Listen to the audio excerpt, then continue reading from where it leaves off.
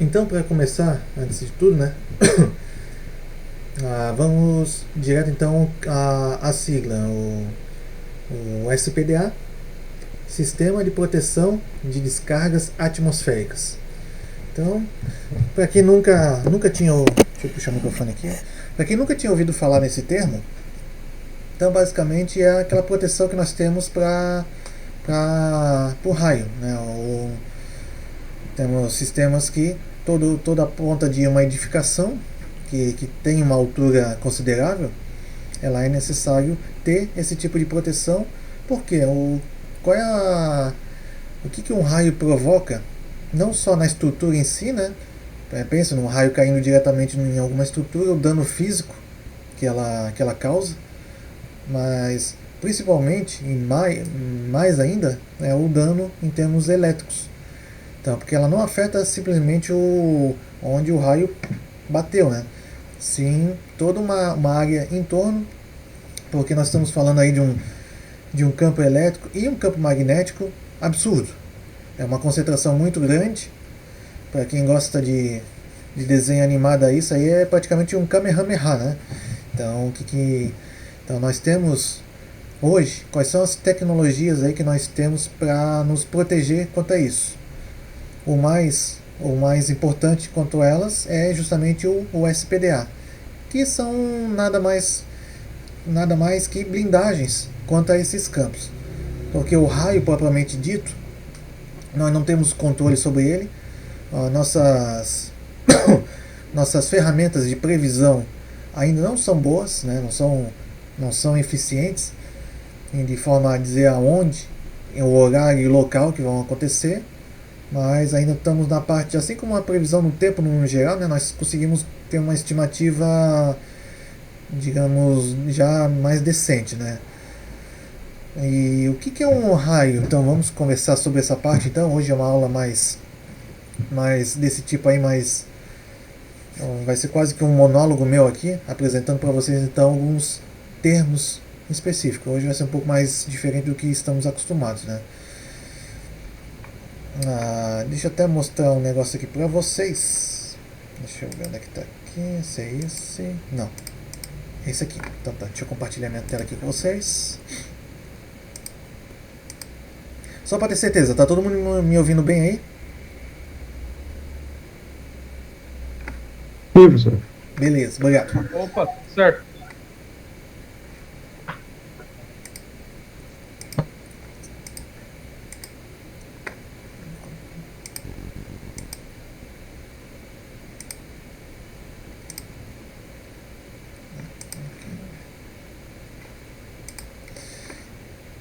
Então vamos lá. Nessa essa apresentação aqui que eu vou mostrar para vocês é uma mescla que é começando falando sobre o raio em si, né? Porque quando a gente fala em para-raio, ela nós temos duas estruturas, duas ferramentas com, digamos assim, o mesmo nome, né? O para-raio, que é o que provavelmente vocês devem estar pensando agora, né? Que é o que fica no topo de prédios, na estrutura, aquela haste, que a ideia justamente é conduzir o raio ali, é chamar o raio para aquele ponto, né? Para que não atinja nenhuma outra estrutura. Mas existe um outro tipo de para-raio, que geralmente é o que fica em subestações, principalmente subestação de energia, que ela é o seguinte: quando cai um raio até na proximidade, não ali, não precisa ser necessariamente nela, o que acontece? Se vocês estão lembrados da aula foi semana passada ou retrasada? Não lembro agora, mas que eu mostrei para vocês sobre o DPS, né, que é lá o dispositivo de proteção contra surto. O que acontece? Quando cai um raio na proximidade, então dá um surto de energia, que por exemplo aqueles 220 que nós estamos acostumados, ele chega a 1 a 2 mil volts, mas num tempo de micros ou os mais poderosos aí, milissegundos, né? Então o que o DPS faz? Ele pega todo esse excedente e ele se sacrifica para que passe para a Terra toda essa energia. E os para-raios da subestação é a mesma coisa. Então ele não é um dispositivo para poder levar um raio na cabeça dele, mas sim quando dá um surto nas proximidades, ele poder vazar essa energia toda excedente para a Terra sem que haja sem que ela passe adiante, né, estragando todos os equipamentos que estejam ali ou nas proximidades, ou vai escoando para o restante da linha de transmissão. Então tem esse para-raio de subestação que é parecido com o DPS, né, que é para proteger contra o surto, que é proveniente de um raio, e tem esse para-raio aqui que é o sistema todo, que é o SPDA, que aí sim é para proteger contra o raio que, digamos assim, propriamente que caia na cabeça dele, né? Que todos vocês já devem ter ouvido falar que existem dois tipos de raio, né? Aqueles raios que vão, os raios que sobem e os raios que descem, né? E diz um professor meu que tem um terceiro tipo que é o raio que o parta. E seguindo então, antes de entrar no SPDA, então deixa eu apresentar para vocês um pouquinho do fenômeno, né?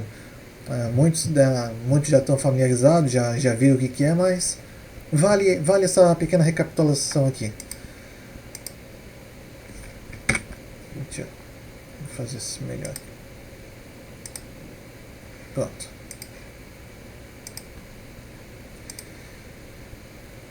Então, gente, a primeira coisa é tentar esse ELAT aqui, que é um grupo de eletricidade atmosférica, ele é ligado no INPE. Acho que esse você já ouviu falar, Instituto Nacional de Pesquisas Especiais. E aqui eu vou fazer uma abrangência de como é que é a situação do Brasil em termos de raios, né? Olha só, por ano, o Brasil é atingido por cerca de 50 milhões de raios. E desses 50 milhões de raios, temos 500 pessoas aí que não ganham na loteria, mas são atingidas com um raio na cabeça aí, que é mais difícil ainda, né? Então, seguindo ali, ó, a cada 50 mortes por raio no mundo, um ocorre no Brasil. Então vejo que nós, em termos de raio aí, o Brasil é muito privilegiado. E esse privilegiado que eu falei aí não foi de uma forma meio sarcástica, não. Porque acredita-se que que o raio tem uma concentração de energia muito grande, né? Então, só que até a nossa tecnologia não permite fazer ainda um acúmulo dessa grande quantidade de energia. Na verdade, nós conseguimos acumular uma quantidade muito pequena de energia com as baterias que nós temos hoje. Então, digamos assim, o grande passo para a evolução tecnológica de eletricidade, a pessoa o próximo bilionário aí do mundo, vai ser aquele que conseguir armazenar uma grande quantidade de energia, que é um raio. Pra vocês terem uma ideia, um único raio consegue alimentar São Paulo por um dia inteiro. Então vejo que, como eu falei ali, 50 milhões de raios no Brasil, então vejam a quantidade de eletricidade aí que o Brasil tem a captar. Só não temos a tecnologia ainda para isso, né? Mas eu acho que nós, pelo menos a nossa geração, não vai viver para ver isso. Mas é um potencial absurdo que nós temos. Mas seguindo aqui. Então, são 130 mortes e mais de 200 feridos por ano, sem contar os prejuízos financeiros causados para o país. Então, essa parte aí de prejuízo financeiro é o que nós vamos abordar aqui hoje. Porque um raio que caia numa estrutura, então, além de ter um prejuízo de destruição patrimonial, tem todo um prejuízo aí de destruição de todos os equipamentos que estejam num raio ali significativo, de 100, 200 metros.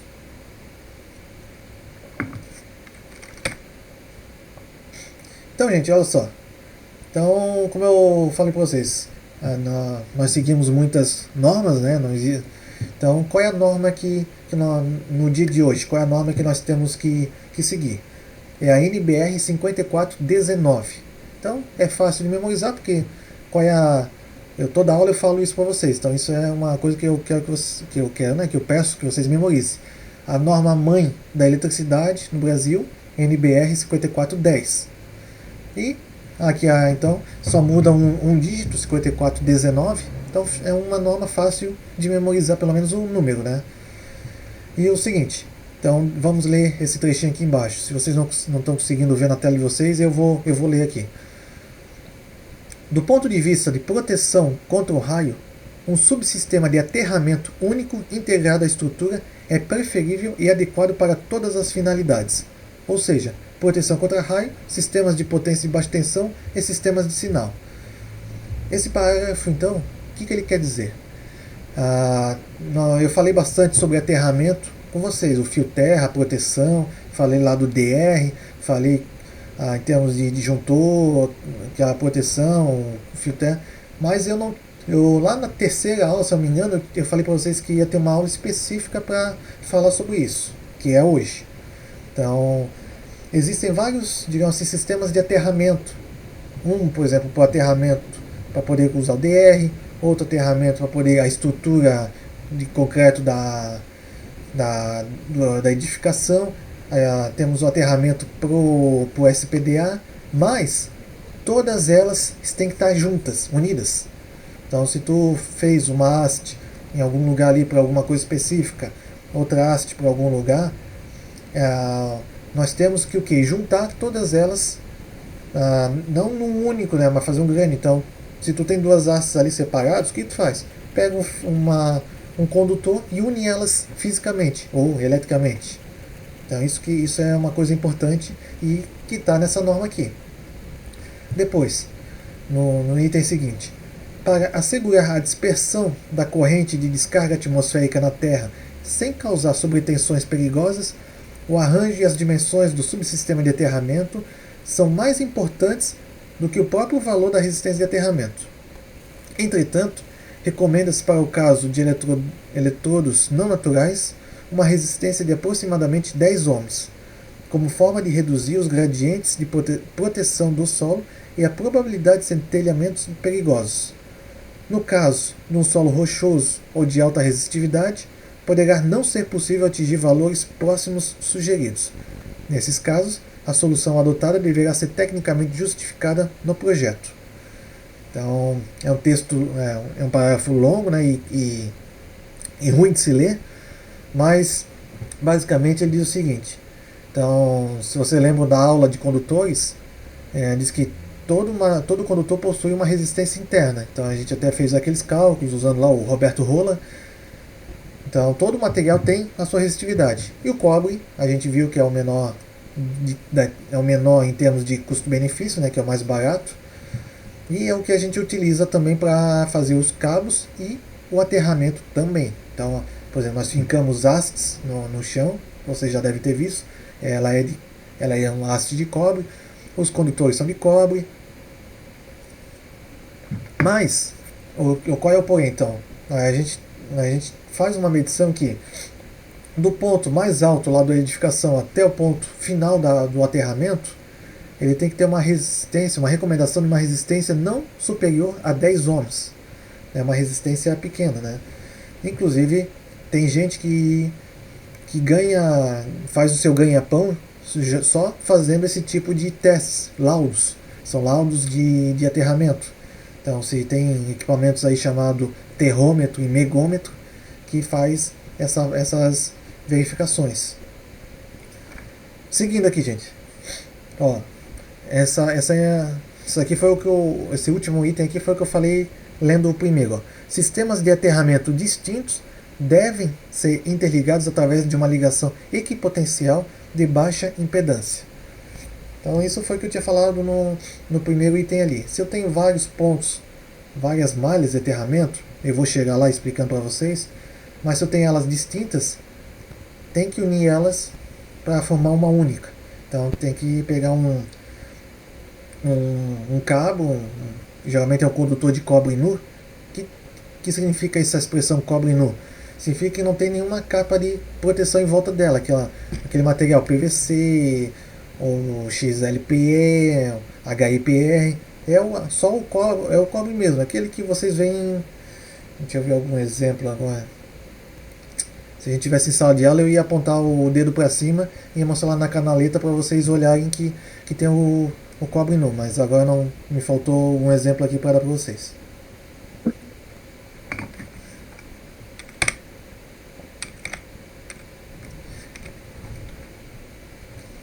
Então, gente, vejam como esse item da aula de hoje é importante, falando só por causa do raio. No Brasil, cerca de 70% dos desligamentos nas linhas de transmissão, então pensa em linhas de transmissão, aquelas linhas lá, por exemplo, daquelas torres de metálicas lá, provenientes da Eletrosul e por aí vai. E 40% na distribuição, aí distribuição a gente já está falando nos postes ali da Celesc, alimentação do bairro e por aí vai, são provocados por raios e queimam 40% dos transformadores de distribuição, considerando o impacto na qualidade de energia para a maioria das empresas do setor elétrico. Vejam que então, às vezes até nem vandalismo, nem um mau uso acaba sendo problemático para eles, e sim só por causa do raio. Com elevados índices de DEC e FEC por unidade consumidora. DEC e FEC então são índices aí de qualidade. Isso aí vocês encontram, se vocês pegarem uma conta de luz de vocês, qualquer conta de luz, vai estar esses índices aí. Depois até fica aí a dica para quando terminar a aula, peguem a conta de vocês de luz e procurem lá onde é que está isso. O que são DEC e FEC? Então, são siglas, está ali, ó, duração equivalente de interrupção por unidade e frequência equivalente de interrupção por unidade consumidora.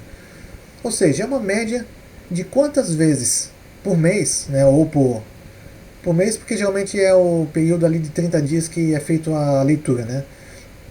Mas existe um termo mais correto. Mas vamos colocar quantas vezes por mês acontece uma interrupção. Então, cada vez que vai acontecendo, vai sendo contado, né, em todas as unidades e é feita uma média. Daí você recebe esse DEC. E o FEC é o seguinte: houve uma interrupção, quanto tempo você fica sem luz até o restabelecimento da energia. Então existem valores que, quanto maior o DEC e quanto maior o FEC, a concessionária de energia ela é penalizada, seja por alguma multa de dinheiro mesmo, pagar multa, ou tem outros tipos de multas que são por...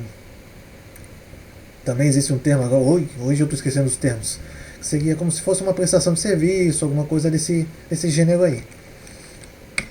Mas geralmente é multa financeira. Então tá, gente. Como viram que o raio então é importante nessa área aí, que ela é muito perigosa, então como é que se forma um raio então? Né? Isso aí acho que todos já vimos no colégio, né? Então isso aqui é uma parte mais fácil de se entender.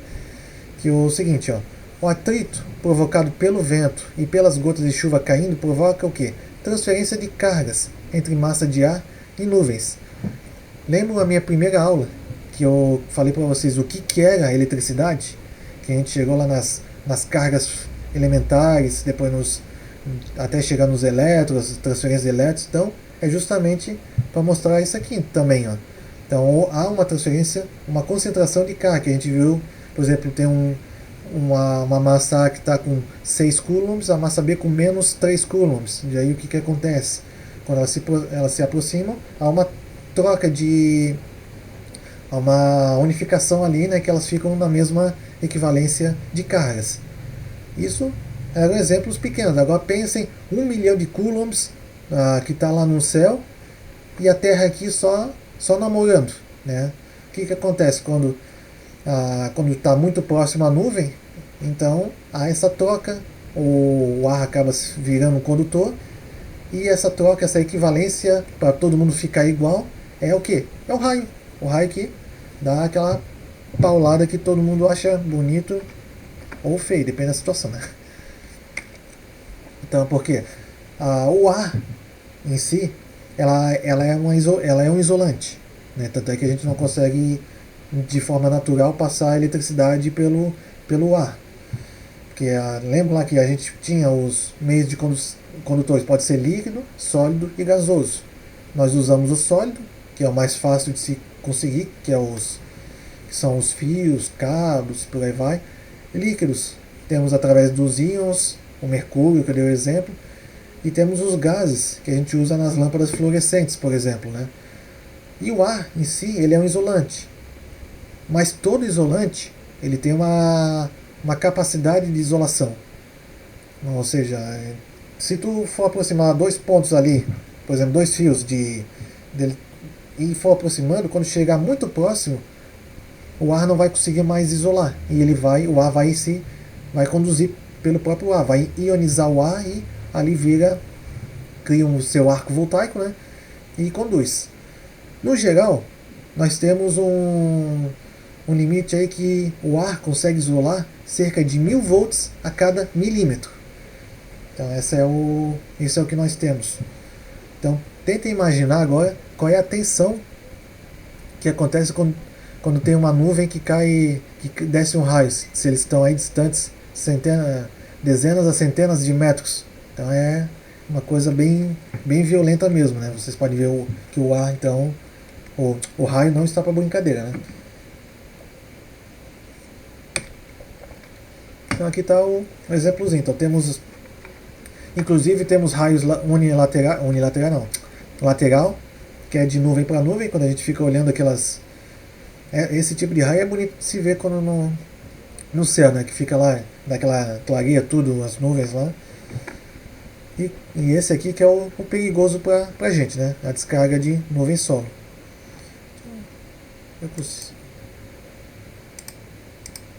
Aham, fica mais fácil para apontar.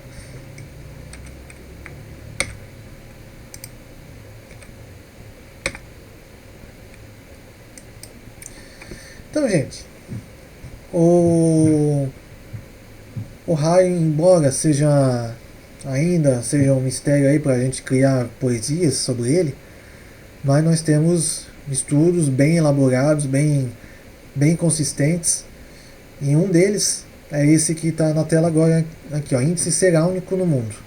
Ou seja, é mostrar as regiões que estão mais propensas ou não a cair raios. Então, por que não está passando aqui? Então, quanto mais escuro ali o mapa, maior é a quantidade de raios que cai por quilômetro quadrado. Então, se vocês observarem, quanto mais próximo da região polar, menor, mais amarelinho, mais clarinho vai ficando. Então tem regiões que são muito fortes, muito propensas, que é essa região aqui da África. E Brasil, também nós somos aí campeões de raios no mundo. Né? Tanto é que eu abri um dos primeiros slides lá falando que o Brasil é abençoado em termos de raios. Né? Hoje em dia isso é uma maldição, mas como eu falei, eu acredito que num futuro aí distante isso vai ser uma benção. Então vamos focar aqui no Brasil.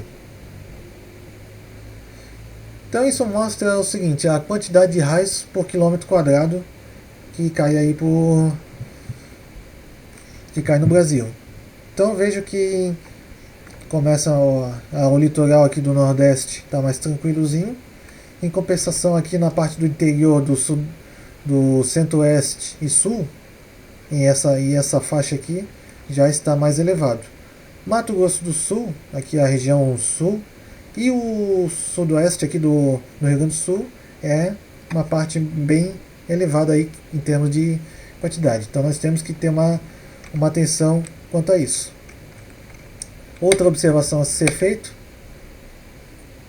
Não, antes de fazer essa observação, vamos aqui para nosso estado, então. Então olha só, quantos raios caem por quilômetro quadrado por ano? Então na nossa região aqui litorânea, nós temos aqui a qualidade aqui não é muito boa, então esse amarelinho mais claro aqui, são cerca de 6 raios por quilômetro quadrado para cada ano. Daí entrando aqui na região aqui norte e serrana, já subimos para 8. Depois o meio oeste vai para a região aqui de 10 e a região do oeste 12 raios por quilômetro quadrado para cada ano. Então é bem elevado. Então vejam que vai aumentando do litoral para o oeste. Talvez sim ou talvez não, vejam como é que é o nosso relevo em termos aqui de catarinense, olha só. Vai do litoral, que é nível de solo, vai indo para o oeste, que vai subindo e depois aqui vai caindo. Tem alguma relação? Tem? Não tem? Aí já não sou muito especialista para dizer, mas o que influencia bastante é o clima, claro, né? E o relevo também tem tem sua influência muito forte. Como que isso está associado, que eu não tenho condições de explorar melhor isso para vocês. Mas tem bastante influência com o que a gente viu aqui, ó. Então, seguindo. Então, como eu falei, o para-raio então é o equipamento que foi usado aí com o tempo para se fazer a proteção desse surto, né? Então eu vou começar falando aqui do para-raio em termos de proteção, não aquele para-raio que é propriamente do SPDA, que é o que eu vou focar para a nossa disciplina. Mas é interessante vocês conhecerem o histórico do para-raio aqui contra surtos de tensão. Né, que se vocês forem numa subestação, ou até mesmo numa entrada, não precisa ser uma subestação de energia, aquelas grandes, mas pode ser uma subestação, por exemplo, onde está chegando energia de uma indústria, de um prédio, ou até da Sociesc, por exemplo. Até em alguns postos vocês vão ver esse cidadãozinho aqui. Né? E a função dele qual é? Pegar esse excedente, esse surto, que geralmente ele é ligado nessa ponta aqui, numa fase, e aqui vai lá vai direto para o fio terra, vai lá para o aterramento, vai para o chão. Ou seja, aqui no meio ele é uma resistência variável, que quando está numa tensão que a gente quer, que foi projetado ali, ele funciona aqui como uma resistência gigantesca, ou seja, não passa a eletricidade ali. E à medida que vai aumentando a tensão por causa do surto, daí ele faz o contrário, a resistência aqui começa a diminuir para que escoa esse excedente direto para a Terra, protegendo todo o resto do sistema, né? E aonde que isso começou a evolução? Vocês vão ver que isso aí é muito recente. Olha só, 1957 teve-se a primeira publicação sobre sistemas com propriedades não ômicas. O que quer dizer não ômica? Que até então a resistência que a gente calculou, ali usando a lei de Ohm, R é igual a V vezes I. Desculpa. R é igual a V sobre I. Ou seja, é linear. Aumentou a tensão, diminui a resistência, ou vice-versa, é proporcional.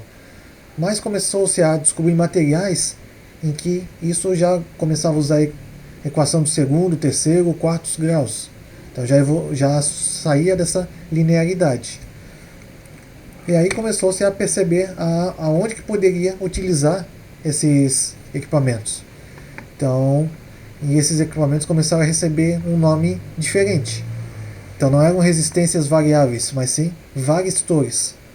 Então, mas o nome é fácil, var de variável, stores de resistores. Então resistores variáveis são os seus varistores. E em 68 então começou o surgimento do varistor de óxido de zinco. Atualmente estão começando aí usando o que? Dióxido de estanho e dióxido de titânio. Mas, mesmo assim, desde 68 que foi descoberto esse óxido de zinco, ele ainda é usado amplamente. Ele é barato, ele é fácil de substituir, então ainda já estamos aí com 40, 52 anos, é isso? Isso, 52 anos com essa tecnologia aí, ainda sendo utilizado. Mesmo com esses novos que eu coloquei ali para vocês, o dióxido de estanho e dióxido de titânio. Até questão de também econômico, né? E vocês sabem que economia manda muito.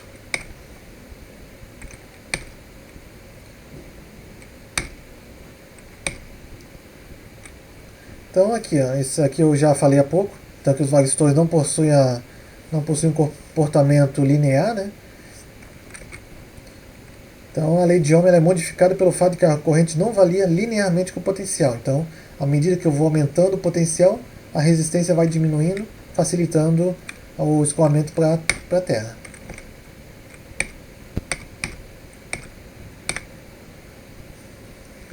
Então, isso aqui também já falei, então só tá escrito aí para depois dar uma lida, né, que ele é usado para proteger equipamentos e por aí vai.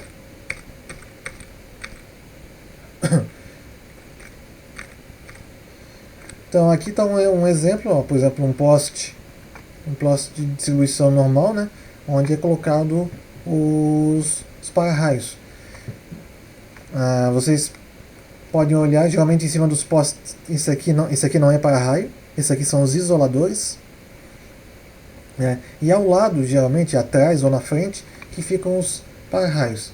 Eles são mais comuns onde tem transformador, então, por exemplo, ou final de linha, quando é o último poste e não tem mais continuação, ali vocês vão enxergar sempre os para-raios, isso é importante.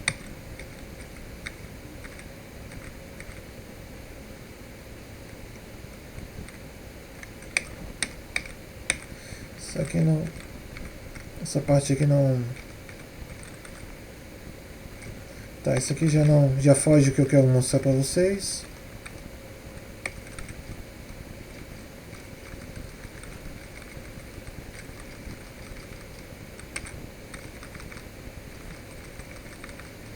Tá. Aí eu tenho agora um outro material aqui para apresentar para vocês. Que é justamente falando em termos do aterramento, então. O que antes de entrar no SPDA, então, pelo horário talvez eu nem entre, eu fique para a semana que vem, mas é importante então saber que temos essa parte de para-raio, que é feita a proteção ali contra surtos. Temos o para-raio, que é a proteção diretamente, aí sim, o para-raio. E todos eles vão se desembocar no aterramento.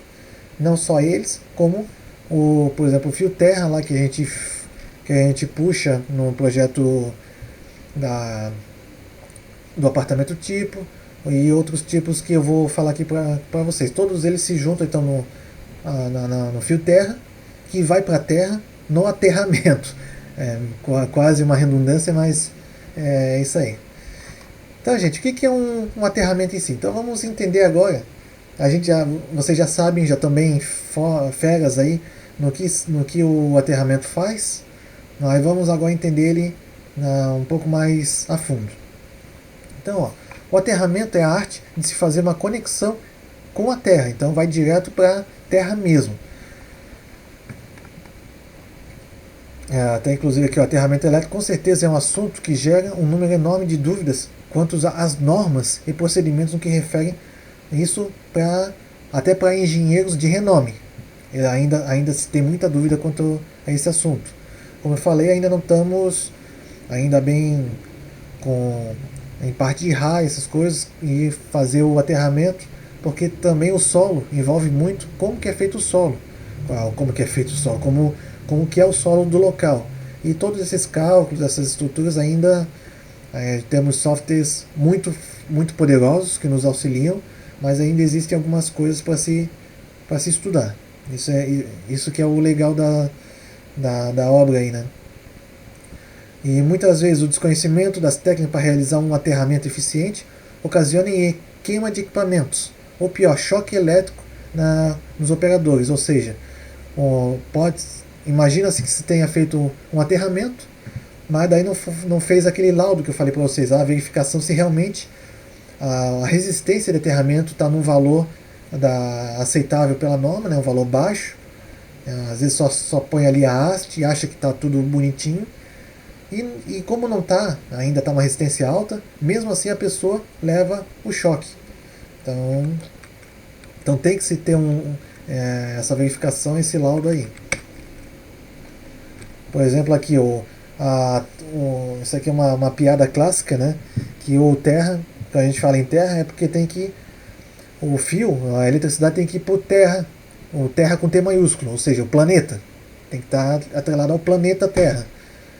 E não simplesmente a Terra como está no desenho, um punhado de terra, né? Então isso aí é uma piada clássica que existe, que isso aí não funcionaria, porque tem que o aterramento tem que estar ligado ao planeta. Por isso que até eu falei um pouquinho de poesia aí, né? É o planeta vivo, tem que receber os elétrons e por aí vai.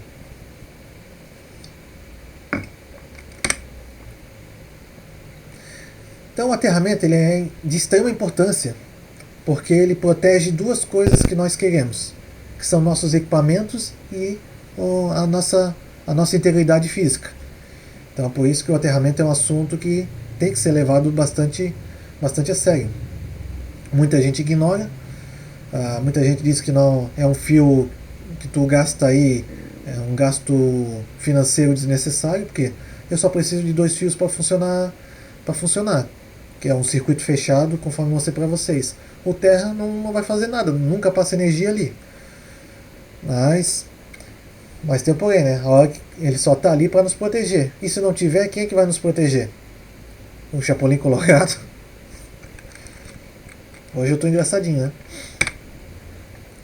Então, aqui ó. Qual é o objetivo do aterramento?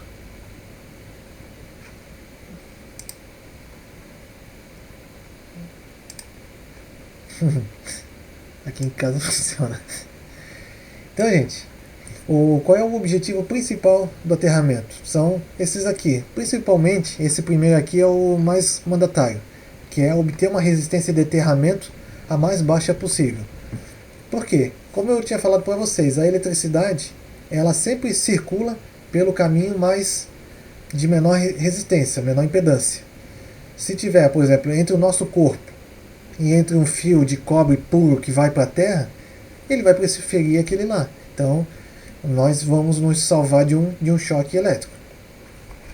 Correntes de falta à Terra também é importante, porque se há um curto-circuito, ao invés de dar um arco elétrico, alguma coisa ali que possa uma pessoa estar passando por perto, ele vai para a Terra e daí o disjuntor vai perceber, opa, tem uma corrente muito alta aqui, ele desarma. Ou também a gente fala um termo técnico que é sensibilizar a proteção. Ou seja, ele cria um valor alto aí para o disjuntor perceber ou para o DR perceber também. Que é daí, se ele lembra aqueles 30 mA que a partir de 30 mA já é perigoso para o corpo humano. Né? Então ele já passa pela proteção, pelo fio terra, já dá um valor um pouco maior que esse, daí o DR já percebe e instantaneamente já desarma. E esse último, que é mais focado para a aula de hoje, proporcionar um caminho de escoamento para a Terra de descargas atmosféricas. Porque seguinte, tem o para-raio lá que a função dele é atrair o raio. Então já começa talvez um paradoxo na nossa mente aí, dizer, pô, professor, você acabou de falar que o raio é uma coisa perigosa, que causa dano físico, que mata a gente. Então por que a gente tem uma haste lá em cima do prédio para atrair o raio? É uma pergunta válida. Então a resposta é o seguinte: geralmente uma construção humana ela é mais alta do que o que tem de forma natural aos seus arredores. Não tem, principalmente no meio urbano, não temos. Se vocês pensarem em torno de onde vocês estão agora, onde que tem uma árvore que seja mais alta do que os prédios em volta que vocês estejam? Ou da casa ainda está tranquilo, porque daí em volta de uma casa possa ter os prédios. Inclusive essa é a minha situação aqui. Eu moro numa casa, mas ao meu redor aqui está entupido de prédio. E todos eles têm os seus para-raios. Por quê?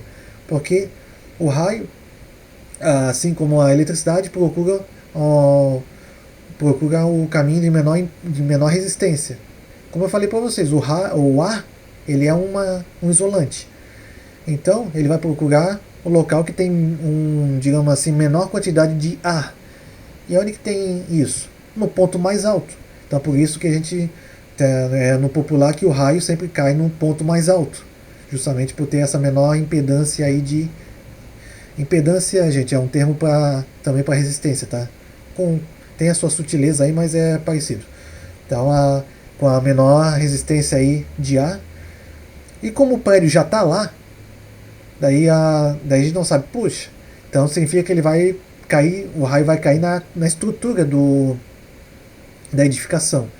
Então, o que a gente faz para poder minimizar isso? A gente coloca uma haste de metal que seja mais alta ainda a estrutura, justamente para canalizar o raio naquele ponto. E ali a gente consegue então escoar toda aquela potência, toda aquela energia por um condutor aí, por um cabo de cobre com uma bitola, uma seção bem mais grossa, e a gente escoa isso tudo para a Terra, o planeta, né, para o chão. Então por isso que a gente, hoje até nem tanto, os prédios atuais nem tanto, mas os antigos, vocês já devem ter percebido, né, que que sempre está cheio de ali os cabos de cobre nu que descem desde lá de cima até o chão. Então é justamente isso que faz parte de um SPDA. E nós vamos ver, não sei se vai ser hoje ou se vai ser semana que vem.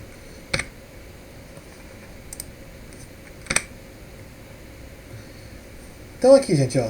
Então eu já respondi essa pergunta, né? O que é o terra e qual é a diferença então entre o terra, o neutro e massa, que são termos muito utilizados aí na área elétrica, né? E quais são as normas que devo seguir então para garantir um bom aterramento? Então, basicamente eu já respondi essas perguntas, mas vamos lá. Então tá aqui, ó. Quando eu falei o terra, né? Quando a gente faz o aterramento, é o ato de ligar o equipamento em si à terra no planeta em si, né? Então que é o chão que nós pisamos. Só que tem uma coisa aí que geralmente segue uma dúvida, principalmente o seguinte: vocês viram a aula passada que nós focamos no padrão de entrada. E se alguém prestou atenção e conseguiu ver esse detalhe, tem um slide ali meio escondido, que é o seguinte: tem um ponto que o neutro, a gente deriva o neutro e liga no terra. A gente põe uma haste no chão, né, uma haste fincada no chão, e ligamos o neutro ali, que esse ponto é logo em seguida, logo depois do medidor de entrada.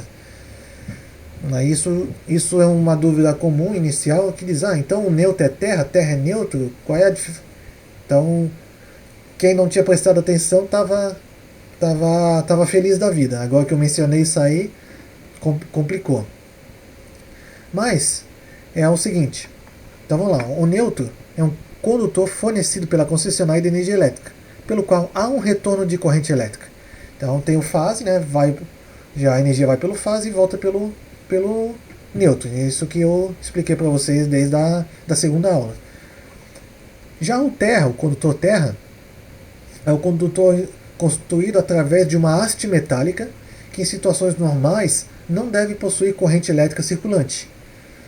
Então, a carcaça de qualquer equipamento é o que chamamos de massa, ou seja, toda a caixa metálica do equipamento. Então, massa não tem nada a ver com pastel aí, para quem não jantou ainda. Deve ter dado uma fome agora, né? Macarrão, uia. Então nós temos isso. O neutro é o condutor que faz o retorno da energia elétrica. O terra é um condutor que vai ser ligado até essa haste, então que ele volta ele é conduzido pelo chão, né? Pelo terra mesmo. E massa é toda a carcaça metálica onde a gente precisa ter uma proteção, que uma falha, aí um fio descascado, por exemplo, um rato que possa ter roído um fio, daí o fio sai e toca numa carcaça e que possa nos dar um choque. Então, no geral, a grande diferença entre terra e neutro é que o neutro é uma corrente circulando direto e o terra não. Mas por que ele é ligado no mesmo ponto em comum, então? Justamente por esse fato aí de que se o neutro não conseguir escoar, o terra faz esse escoamento emergencial de forma da proteção para a gente, porque se não tivesse o terra e o neutro ali falhasse ou houvesse uma massa energizada, a gente colocasse a mão, nós seríamos o neutro que escoaríamos para a terra e nós seríamos o condutor. E o terra então faz esse papel de passar por ele ao invés da gente. Então essa é uma diferença. Então esse símbolo aqui, ele é universal para quando a gente fala de aterramento. Então sempre que vocês virem esse símbolo aí, entendam como um ponto de aterramento, ou de um ponto de terra, dá no mesmo. Então, outra coisa importante. Vejo que aqui eu tenho um barramento. Então o que é um barramento? É uma barra de cobre, onde eu tenho interligação de toda essa turma aqui, ó. Então, a proteção de equipamentos de informação são equipamentos mais sensíveis, por exemplo, modem, ou comunicação, fax e por aí vai. Proteção contra choque, então proteção para o ser humano. Proteção contra descargas atmosféricas, que é o SPDA. Proteção contra sobretensão, que é o DPS lá da aula. E proteção contra descargas eletrostáticas também. Então todos eles estão interligados e eles vão para a Terra, para o fio terra. Então vai realmente, literalmente vai para a Terra.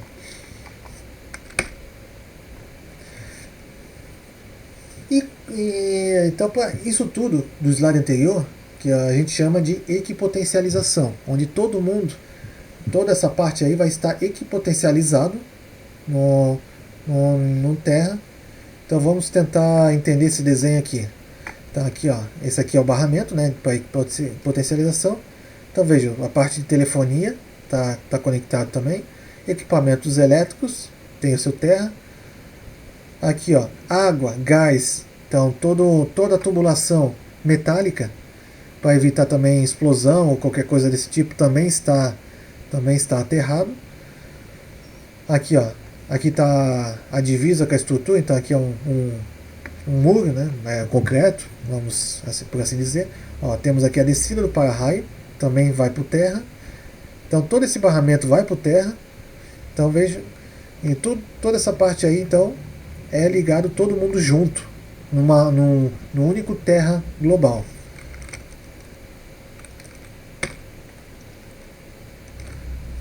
E aí vem aquela pergunta que eu tinha conversado antes com vocês. Por que devemos então interligar o neutro da concessionária ao aterramento padrão do cliente? Então, deixa eu dar uma lida nesse parágrafo aqui, ó.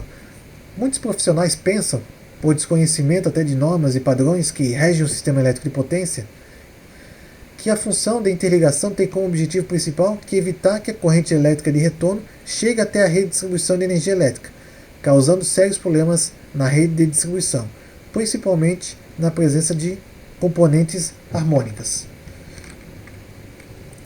Caso ocorra uma corrente elétrica de retorno pelo condutor de neutro na unidade consumidora, esta será desviada para o eletrodo de aterramento e não chegará à rede de distribuição, protegendo a rede concessionária de oscilações. Então também faz uma proteção não só para a gente, como para a rede. Isso é o que se pensa, né? Mas pensamos de forma errada de que a interligação do neutro ao aterramento padrão do cliente vai garantir uma eventual falta de neutro por parte da concessionária, devido ao mau contato, rompimento do condutor ou ramal de ligação. Em qualquer situação, mesmo com o condutor neutro interligado ao aterramento, o condutor neutro da unidade consumidora assume tensão de fase e todos os equipamentos ligados entre fase e neutro. Então, essa é uma justificativa aí falando. Então aqui eu acho que é um pouco mais técnico, né? Mas veja o seguinte, ó. É importante então saber que mesmo que seja ali que tenha essa ligação do terra e do neutro, o condutor terra nunca, vejo que até enfatizei o nunca ali, assumirá o papel de neutro, pois a única função do terra é proteger pessoas e equipamentos. Só isso.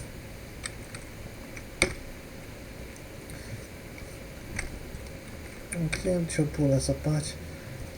Então aqui, gente, ó, ele mostra em relação assim, como é que pode fazer a proteção, então, como aquele exemplo que eu falei, ó, tem um equipamento aqui que deu algum problema, o fio se rompeu, às vezes por causa por, pelo cabo se desgastar, a idade dele, o local onde ele está, ou até algum bicho mesmo, um rato roeu, daí esse condutor acaba tocando na carcaça.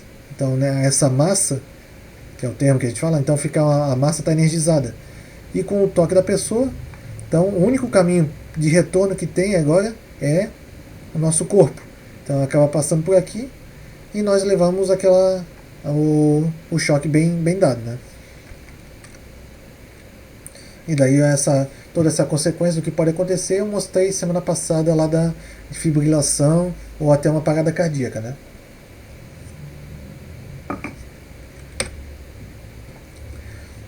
Esse aqui já é mais desconhecido, mas é importantíssimo. Se nós estamos numa área aberta e cai um raio nas proximidades, então o que acontece? O raio caiu direto no chão, ou até bateu numa árvore e caiu no chão, né? Mas o que acontece? Aquela parte que cai, ela tentem ver ali a minha webcamzinha ali, ela cai e se espalha de forma radial, igual está esse desenho aqui. Então o que acontece? Acaba gerando aí uma diferença de potencial entre essas localidades. Então se você está próximo aí e você viu que caiu um raio perto, então não é fake, é verdade. Seguinte, caminhe com passos pequenos, quase passos curtinhos. Sabe aquela posição que a gente diz que tá igual desenho assim, que a gente tá com diarreia e vai andando devagarinho para não se lambuzar todo? É mais ou menos por aí. Por quê? Se você dá um passo, o que acontece? Há uma diferença ali de potencial. Vejam o desenhozinho aqui, ó. Tem um potencial, né, no pé direito da pessoa e há um outro potencial no pé esquerdo. Ou seja, isso acaba, como há uma diferença de potencial entre os dois pés, circula uma corrente aqui e você acaba levando uma paulada ali, um choque elétrico ali. Às vezes pode não ser fatal porque não bate no coração, né? Mas pode bater em outras regiões aí. Os homens aí ficam mais preocupados. Mas por isso que geralmente o que acontece? Vamos pensar agora os animais que estão num pasto: vaca, cavalo, touro, boi e por aí vai. Eles são animais de quatro patas. Então, com a diferença circulando, então aí essa diferença potencial, essa energia, aí sim bate pelo coração dele. E por isso que geralmente quando cai um raio nas proximidades aí, os animais morrem, que passa pelo coração e balbão, meu filho. Ali nós não temos equipamento aí para fazer agora deu uma trava-língua aqui. Uma desfibrilação já é às vezes complicado uma pessoa. Imagina num animal daquele porte ali. Então já é bem complicado. Então, se vocês estiverem numa região, primeiro é aquela história de vocês tentarem. Se você está numa região aberta que está tendo raio, fiquem de cócora, né?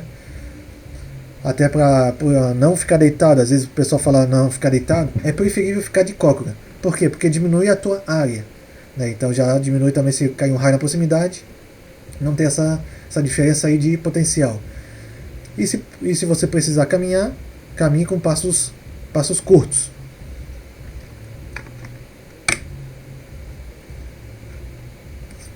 Aqui então é um exemplozinho didático mostrando aquela parte do terra que eu falei, ó. Essa da esquerda aqui tem a carcaça, a massa está aterrada. Então se há alguma falha ou uma falta, então a energia é escoada por aqui. Se não tem, ela escoada por você. Você acaba sendo o fio terra, digamos assim. Então aqui o cara tá com a carinha feliz aqui, nem percebeu, e aqui o cara tá levando o choque. Outra função então do aterramento, essa eu já falei, ela sensibiliza o disjuntor, porque imagina que não tenha o terra aqui nesse exemplo. Então ele só está esperando aqui, ó, tá uma armadilha aqui, ó, pronta para te dar o bote e você levar o choque, porque não está escoando energia, não está circulando para lugar nenhum. Mas se está aterrado aqui e há uma falha, então ele escoa pelo terra, então acabando gerando uma tensão aí de fuga, e o DR acaba atuando, ou gerando um curto-circuito aqui, né? E aí sim o disjuntor percebe isso e atua.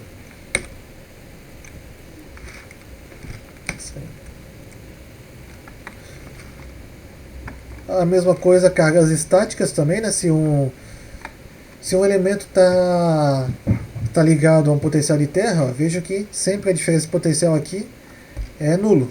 Caso contrário, então há um corpo aqui carregado e pode gerar um acúmulo aqui. Então, isso aqui é bastante utilizado aonde? Por exemplo, subestações de energia, é obrigado tudo que for metálico que não conduz a eletricidade tem que estar ligado no terra. Ou seja, tem um cabo, um fio, por exemplo, uma maçaneta de porta, um negócio de fio de luz, a luminária, um painel elétrico, uma grade de proteção, uma porta de alumínio, uma mesa que tenha lá dentro que seja de metal, uma moeda, tudo que for metal e que a função não seja de conduzir eletricidade, tem que estar um fiozinho terra lá ligado com ele. Até na aula que eu dou projeto de subestação, então eu sempre falo pro pessoal, tem um painel elétrico, a terra. Tem uma mesa, a terra. Tem uma porta, a terra. Deixei cair uma moeda no chão, a terra. Então tudo que é metal tem que estar aterrado, que não seja, cuja função não seja transmitir energia. Por exemplo, um barramento de uma fase, a função dele é conduzir. Então eu não posso colocar a terra ali, senão eu estou criando um curto-circuito dos brabos ali, né? Então aqui, equipamentos eletrônicos, né? Esse aqui é o mais comum. Muitos de vocês já devem ter levado aquele choquito de computador, né? Então, por exemplo, com o terra bem ligado aqui, isso já evitaria.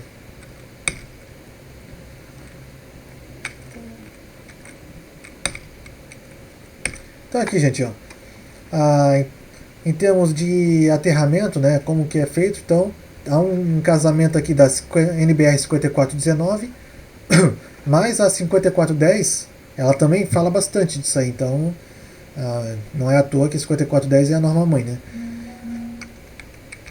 Mas quais são as normas que eu tenho que seguir de fato? Então a 5410, então procurem pela internet e deem uma lida nessas subseções aqui, ó, 6.3.3.1.1, 6.3.3.1.2, 6.3.3.1.3.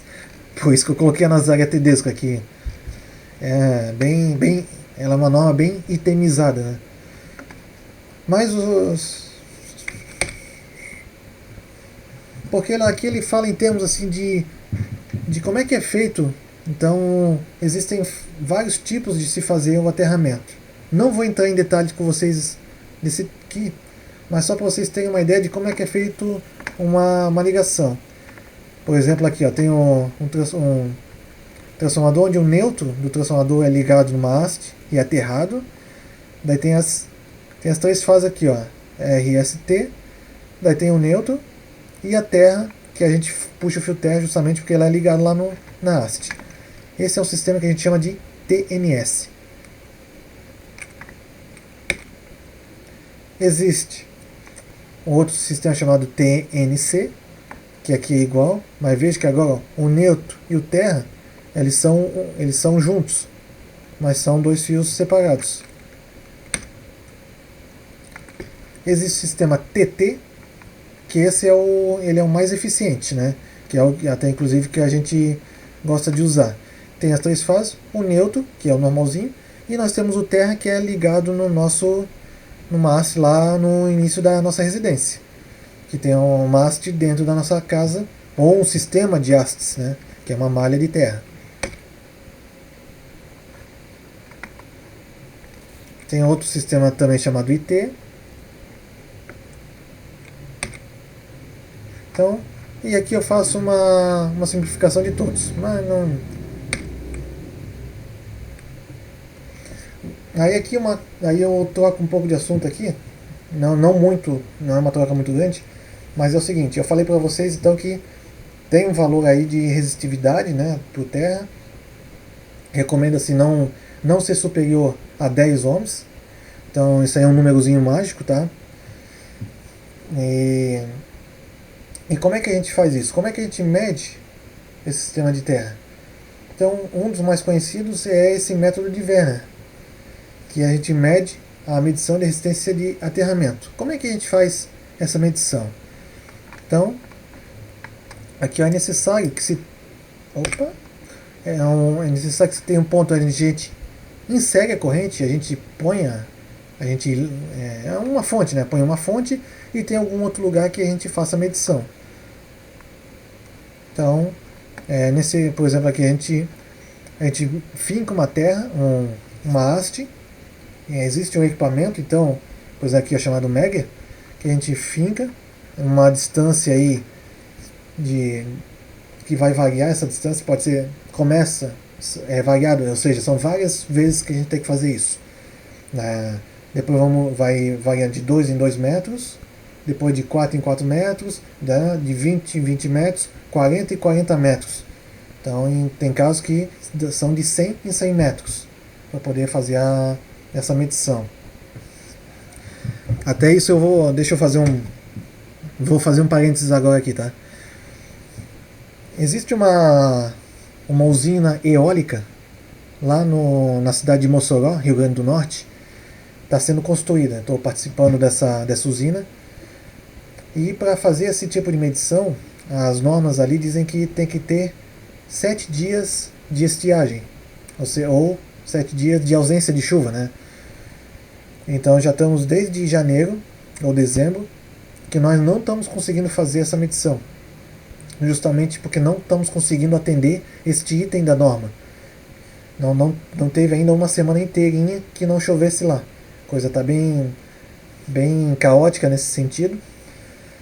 E o que acontece? As obras civis estão acontecendo. E aí precisa-se ter esse valor de medição para ver se a malha de terra está certa, os cálculos estão corretos. Porque o que acontece? Se o solo está úmido, o que acontece? A resistência por si só ela baixa, ou seja, vai dar um valor diferente, vai mascarar o valor de verdade. E aí acaba se calculando. Tá. Agora eu vi aqui da Maria Helena. Beleza. Seguindo o que eu estava falando. Aí a resistência baixa, mascara, faz-se um valor, um cálculo de uma malha de aterramento que vai acabar sendo ineficiente. Então tá complicado essa situação aí. Para ver a importância de que se tem essa medição. E com as obras civis correndo, já estamos chegando num ponto que já está quase num ponto crítico, que vão ter que pagar uma obra de uma usina, só porque a gente não está conseguindo medir a resistência de terra. E imagina o prejuízo que isso vai dar. Daí que mostra todo um cálculo que não vou falar com você, não vou chegar hoje nesse ponto aí de medir, mas ele explica aqui depois para vocês darem uma lida. Eu vou passar essas coisas para vocês. Outro método é a tensão induzida, né? Que é usando esse sistema aqui, usando o alicate amperímetro. O que é um alicate amperímetro? Então é um equipamento que para medir corrente, mas esse aqui é um pouquinho diferente. Ele mede uma resistência injetando um campo magnético e faz uma medição em si. Então é um equipamento muito raro de se ver aqui por essas bandas, né? Geralmente é mais para pessoas que, como eu falei, ganham a vida fazendo esse tipo de laudo.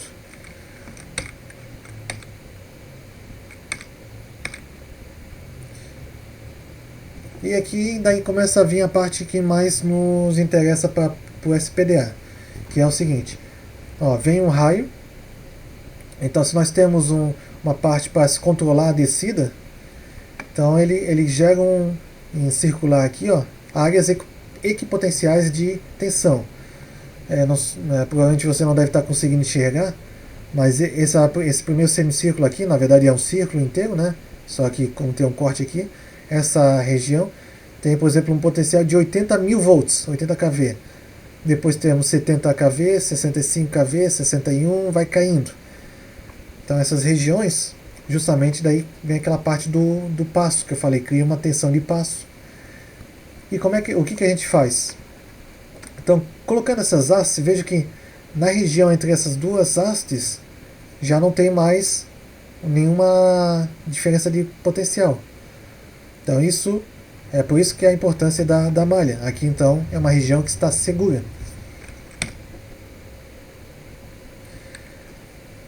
Mas daí por que a gente tem que fazer essa medição? Por exemplo, se eu não alcancei aqueles 10 ohms que eu falei, geralmente o mais óbvio a de se fazer é ir colocando mais hastes. Mas chega-se um momento que quanto mais hastes você colocar, não há necessidade que... Qual é o afastamento mínimo de uma haste para outra que você tem que colocar? É justamente o comprimento de uma haste. Então se eu tenho uma haste, aí, por exemplo, de 3,5 metros, geralmente eu compro aí 2,8, 3,5, são valores de haste comercial que vocês encontram para comprar mesmo na Cassol, Casas d'Água, 1001, são hastes comerciais. Então você deixa uma distante da outra do comprimento dessa haste. Mas chega um momento que você vai colocando e não consegue baixar mais. Então, em últimos casos, você faz um tratamento químico do solo. Então você trata o solo com alguns componentes que são próprios para poder fazer isso. Por exemplo, ali tem o Aerogel, que consegue diminuir isso aí. Mas não é tão necessário hoje em dia, né? Mas há lugares, há casos que são necessários sim. Então até deixei uma observação em vermelho ali. Ó. Tratamento químico deve ser o último recurso. Visto por causa do quê? Da durabilidade, que em tempos tem que ir refazendo isso aí. Então nós queremos algo que dure mais, né?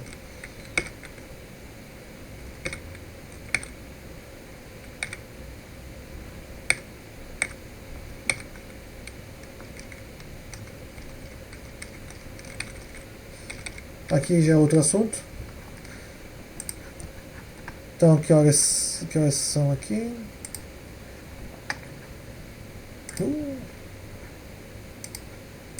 10 para as 10? Então eu faço o seguinte, ó, isso aqui, pessoal, a aula de hoje, então, foi uma introdução em termos de malha de aterramento, sistemas de aterramento, porque semana que vem, então, eu vou passar como é que a gente faz um projeto do SPDA em si, porque nós trabalhamos geralmente com 2 modelos, ou até um terceiro modelo, que é o método de Franklin, para raio de Franklin, que é justamente aquela haste que vocês enxergam na ponta no topo do prédio, a haste mais comprida. Temos o método dos captores, que daí são captores, são umas hastes pequenas, de 50 centímetros, então são mais fugiu a palavra agora, delicado, não, como é que é? Discretos, né? Em relação ao captor de Franklin. E também tem o método da esfera geométrica. Então eu vou passar isso aí para vocês. Para quê? Para que depois daí vocês, pegando aquele edifício que eu passei para vocês, aquela plumada, vocês façam todo o cálculo e o projeto do SPDA também do edifício. Então, ou seja, semana que vem é quase certo que eu já vou passar o próximo trabalho para vocês. Aí, visto isso, gente, deixa eu ver aqui, tá. Depois eu pego o nome aqui de vocês. Então eu desejo aí se ninguém tiver nenhuma pergunta, já vou desejar uma boa noite para vocês, um final de semana aí muito, muito bom para aproveitar, e a gente se vê na próxima sexta-feira. Tchau, professor. Boa noite. Boa noite.